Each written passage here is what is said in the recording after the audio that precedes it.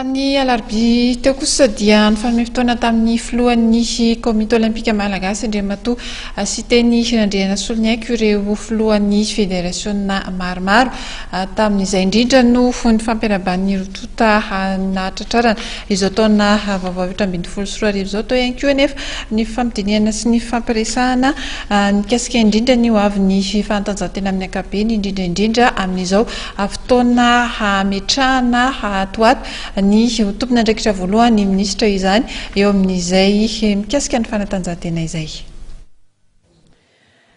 Ny famotoana teny amin'ny trano fonenina Andriamatoa sy teny Andriana Soloniaiko filohan'ny komite olimpika malagasy ireo filohan'ny federasiona rehetra ny alarobia tolakandro teo. Lanonana rososona no tanterahana tamin'izany. Teo aloha ny fiaraban'ny filohan'ny COM mandina tratrarana taona vaovao ary tsy nataon'ny mouvement sportif ambanin-javatra ihany koa ny fiarabana azy noho ny nahalany azy solombavam-bahoaka ny Madagasikara vao fidy tao toliara voalohany.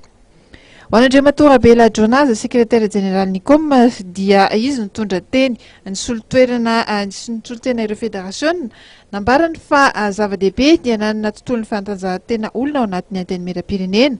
Mahafantatra tsara ihany koa ny olana mianjady amin'ny fanatanjahantena malagasy mantsy ny filohan'ny COM komino izay hoy ireo filohana federasiona fa tsy topotrano miolo manomboka izao eo anivon'ny fanjakana amin'ny fampandrosoana ny fanatanjahantena. Nandritra ny fandraisam-pitenenana nataony kosa dia nilaza Andriamatoa sy teny Andriana Soloniaiko fa tsy kisendrasendra nanaovan'ny politika fa tena fanapahan-kevitra mihitsy. Afrika fa mihoatra ny antsasamanilan'ny malagasy dia latsaka ny 12 taona ary mihoatra ny ireo ankizy ireo olona reo ankizy reo tanora reo zany dia ny ankabeazan'ireo tia fanatanjahantena na mihoatra ny tontolo amiko zany tena zava-dehibe ho an'ny tontolo ny fanatanjahantena eto Madagasikara fananana président fédération na président comité olympique ao anatin'io antimiram-pirenena io. Ny tanjona ho izy dia ny ametraka ny fanatanjahantena malagasy amin'ny tokony ho izy tsy ampita havatra anefitra toy ny teo aloha intsony isika manomboka izao fa ny tenantsika mihitsy no hiady ny anatsarana ny lalàna mifehy ny fanatanjahantena. Mitakasa avy amintsika filohan'ny federasiona ihany koa ny famolavolana paikady hampandrosoana ny taranja tsirairay avy.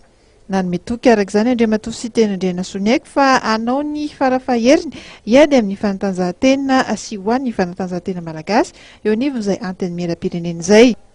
Isan'ny voatra tamin'ny lahateny ihany koa ary niraisan'ireo federasiona rehetra feo ny fitakian'izy ireo mba olona ao anatin'ny fanatanjahantena no apetraka hitantana ny ministera.